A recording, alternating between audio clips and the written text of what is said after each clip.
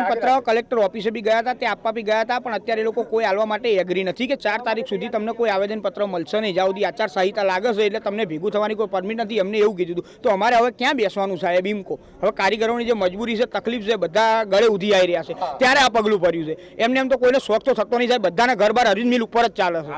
ત્યારે બધા આવ્યા છે, ગળે ઉધી આવી રહ્યું છે, ત્યારે આવ્યા છે. અમે પર્સનલી સાહેબો જોડે 10 વાર મિટિંગ કરેલી છે. 2 વર્ષથી આ વસ્તુ અમારે બધું ચાલે છે અને હવે બધા કંટાળ્યા છે, ત્યારે બધા બહાર આવ્યા છે સાહેબ. અમને કોઈને શોખ નથી. કેટલા કર્મચારીઓ ઉતર્યા? અમે અત્યારે હાલમાં ઓલરેડી 1000 ઉપર આવીશું. 1000 ઉપર આવીશું. અમે 4-5 દિવસથી કોઈ અમારું વાપરતું નહીં. જ્યાં બેસે છે ત્યાં પોલીસ વાળાની ગાડીઓ આવે છે, એટલે પોલીસ વાળા કે એમને મારઝૂડ નથી કરતા, પણ એ રિક્વેસ્ટ જ કરે છે કે આ રીતના તમે ભેગા ના થશો.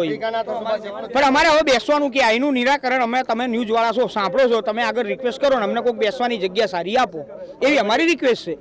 અને અમે આ સુધી કોઈ બી સરકારી પ્રોપર્ટી કે અરવિંદ મિલની પ્રોપર્ટીને અમે 1 રૂપિયાનું બી નુકસાન કર્યું નથી.